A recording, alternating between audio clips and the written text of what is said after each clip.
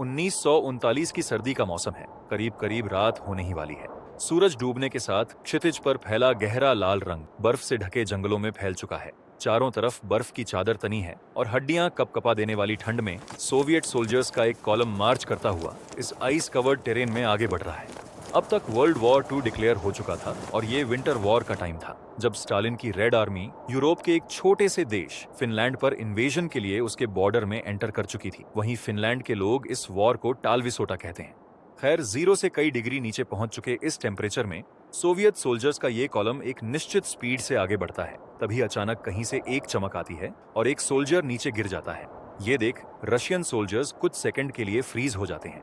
तभी sniper fire get down की एक तेज चीख सुनाई देती है। ये सुनते ही रशियन ट्रूप्स जमीन पर लेट जाते हैं और किसी कवर की तलाश करने लगते हैं। मगर इतनी देर में फिर से एक और गोली चलती है। एक और सोल्जर जमीन पर गिरता है। गोली पहले पहुंचती है और आवाज बाद में। गोलियां एक के बाद एक आती जा रही थीं और ट्रूप्स गिरते जा रहे थे। छिपे हुए सोवियत सोल्जर्स फुसफुसाते हुए एक दूसरे से कहते हैं, छुपे रहो, ये व्हाइट डेथ है। वहीं दूसरी ओर दूर कहीं सिर से पांव तक स्नो व्हाइट कोट पहने एक अकेला शख्स, जो वाइल्ड लैंडस्केप और चारों ओर बिछे बर्फ के बीच छुपा हुआ है, अपने ग्लव्स पर राइफल टिकाए पेशेंटली किसी बदकिस्मत इंसान के उसकी नजरों में आने का इंतजार कर रहा है। लेकिन फिनलैंड में आए हर रशियन सोल्जर के दिलों में खौफ पैदा करने वाला ये शख्स है कौन? सदर्न फिनलैंड के करेलिया के बीहर जंगलों में जन्मे और पले बढ़े सिमो हैहा, जो कि शुरू से ही एक नेचुरल हंटर और एक शार्प शूटर थे। हैहा अपने ग्रोविंग अप एक्सपीरियंस को याद करते हुए बताते थे कि वो किसान होने के साथ साथ एक हंटर और स्कीयर के रूप में बड़े हुए हैं और ये उनके बेहतरीन स्नाइपर बनने के स्किल का एक क्रूशियल पार्ट था। हैहा 17 साल की उम्र से फिनिश सिविल गार्ड और फिनिश आर्मी में रहते हुए एक मार्क्समैन के रूप में अपनी स्किल्स को निखारा और लगातार एक के बाद एक शूटिंग कंपटीशन जीतते रहे। कहा जाता है कि उनका घर मार्क्समैनशिप की कई ट्रॉफीज से भरा हुआ था और जब वॉर आउटब्रेक हुआ तो सिमो हैहा को फिनिश रशियन बॉर्डर पर डिफेंसिव लाइंस की गार्डिंग करने वाली एक गैरिसन के हिस्से के रूप में तैनात किया गया। वहीं वॉर के शुरुआती दिनों में सिमो के कमांडिंग ऑफिसर ने हैहा की राइफल चलाने की स्किल को नोटिस किया और उन्हें एक स्नाइपर के तौर पर इंडिपेंडेंटली काम करने के लिए असाइन किया। एक स्नाइपर के रूप में हैहा का फर्स्ट एक्शन आयरॉनिकली एक काउंटर स्नाइपिंग मिशन था। सिमो इस मिशन को ऐसे डिस्क्राइब करते हैं कि एक बार ऐसा हुआ कि मेरे कमांडिंग ऑफिसर ने एक दुश्मन स्नाइपर को स्कोप वाली राइफल से मारने की कोशिश की थी और दुश्मन रशियन स्नाइपर ने हमसे लगभग 400 मीटर की दूरी पर अपनी पोजीशन ले ली थी और लगातार हमारी लाइन की तरफ गोलियां चला रहा था। कुछ देर बाद मेरे कमांडिंग ऑफिसर ने मुझे बुलाया और लगभग वहीं दिखाया जहां उन्हें लग रहा था कि दुश्मन स्नाइपर की पोजीशन हो सकती है। सिमो आगे कहते हैं, जब ये ड्यूल शुरू हुआ तो उस वक्त हमारा एक लेफ्टिनेंट भी हमारे साथ था जो स्पॉटर का काम कर रहा था। हालांकि पहले तो मुझे उस एनिमी स्नाइपर का कोई ट्रेस नहीं दिखा, बस एक छोटी सी चट्टान दिखाई दी जहां उसे होना चाहिए था। लेकिन केयरफुली एग्जामिन करने पर हमने उसे उस चट्टान के पास बर्फ के एक छोटे से ढेर के पीछे देखा। इसके बाद मैंने अपने भरोसेमंद M2830 राइफल से ध्यान से निशाना लगाया और पहली ही गोली सही टारगेट पर लगी। खैर, अब तक सोवियट्स में सिमो को लेकर डर इस हद तक बढ़ गया था कि वो लोग उन एरियाज पर गोलाबारी करने के लिए तोपें बुलाने को तैयार हो गए जहां उनका मानना था कि सिमो हैहा मौजूद है। इनफैक्ट, जैसा कि सिमो ने कंफर्म किया कि रशियंस ने उन्हें मारने की काफी कोशिशें की थी और इसी कोशिश में रशियंस ने सिमो के फॉक्स होल पर बॉम्बिंग करना शुरू कर दिया। फॉक्स होल एक छोटा सा गड्ढा होता है जो यूजुअली 1 या 2 सोल्जर्स के लिए बैटलफील्ड में शेल्टर बनाने के लिए खोदा जाता है। इसी पर सिमो ने एक बार बताया, मेरे फॉक्स होल के आसपास 50 गोले आकर गिरे लेकिन कोई फायदा नहीं हुआ, सब बेकार गया। हालांकि रशियंस की तमाम कोशिशों के बावजूद हैहा को शायद एक खरोंच या ज्यादा से ज्यादा उनका एक फटा हुआ कोट ही सोवियत सोल्जर्स के हाथ लग पाया। सिमो हैहा की स्नाइपर टैक्टिक्स उस वक्त के हिसाब से बिल्कुल अलग और अनप्रेसिडेंटेड था। जैसा कि बाकी सोवियत स्नाइपर्स के उलट सिमो ने कभी स्कोप वाली साइट्स का इस्तेमाल नहीं किया, जबकि स्कोप का फायदा ये होता है कि इसकी मदद से निशाना बड़ा और क्लियर दिखाई देता है। लेकिन फिर भी सिमो अपनी राइफल में स्कोप का इस्तेमाल नहीं करते थे क्योंकि स्कोप के लेंस पर रोशनी की चमक पड़ती है जिससे दुश्मन को आपकी पोजीशन का पता चल सकता है। इसके अलावा स्कोप के लेंस पर धुंध भी जम जाती है जिसे कि बार बार साफ करना पड़ता है। इस पर सिमो ने कहा था कि उन्होंने कई केयरलेस रशियन स्नाइपर्स को उनकी स्कोप की चमक की वजह से निशाना बनाया था। यहाँ तक कि सिमो को ठंड से भी ज्यादा फर्क नहीं पड़ता था क्योंकि हैहा हमेशा मोटे सर्दियों के कपड़ों की कई परतें पहनकर तैयार रहते थे।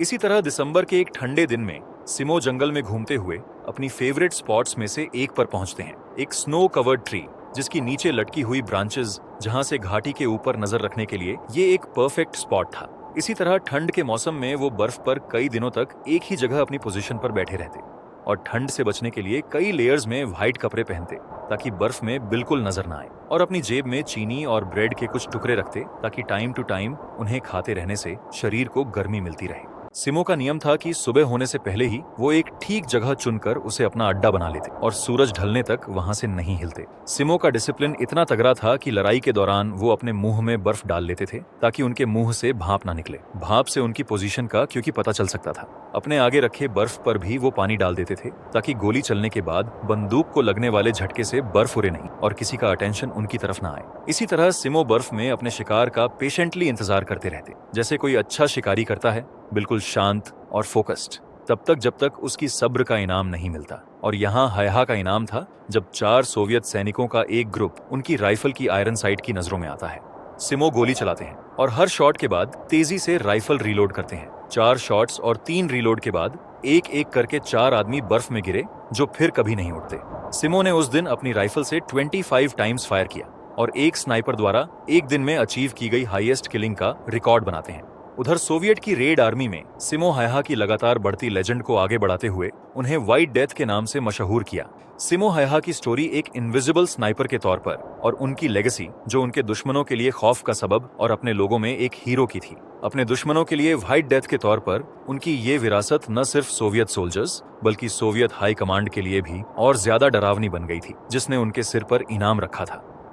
वहीं कुछ सोवियत स्नाइपर्स भी थे जो चाहते थे कि इनाम वाले बाउंटी की उन हॉट स्पॉट्स पर जाएं, जहां सिमो का घात लगाकर इंतजार किया जा सके, और उन्होंने ऐसा किया भी। एक ने अपनी जगह बना ली और घंटों सिमो हायहा का इंतजार करता रहा। लेकिन जैसे जैसे रात गहरी हुई, उस स्नाइपर ने सोचा कि सिमो चला गया होगा और वो बेस की ओर वापस जाने के लिए खड़ा हो गया।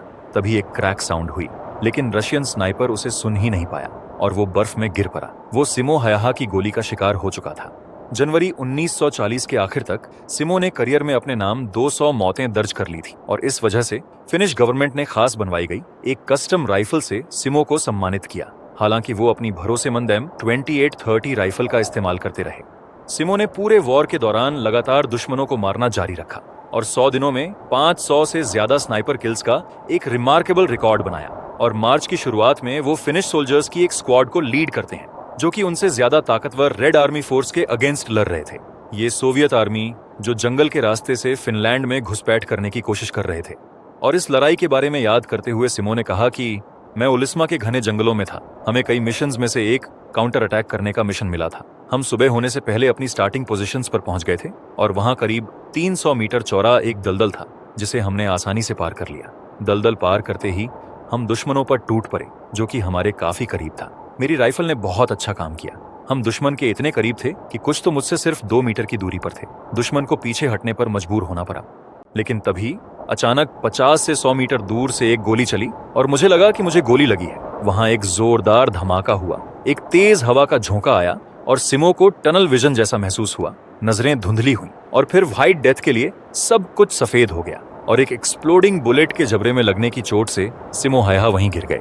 इस फाइट के बाद फिनिश सोल्जर्स को लगता है कि उन्हें सिमो के रिमेन्स मिले हैं, इसलिए वो लोग उसे भी दूसरे सोल्जर्स रिमेन्स के साथ एक ढेर में रख देते हैं। मगर तभी एक फिनिश सोल्जर ने ढेर के बीच एक पैर हिलता हुआ देखा। हैरानी की बात यह थी कि सिमो जिंदा थे, हालांकि उनका आधा चेहरा खराब हो चुका था। वो 3 दिनों तक कोमा में रहे और उस दौरान विंटर वॉर खत्म हो चुका था।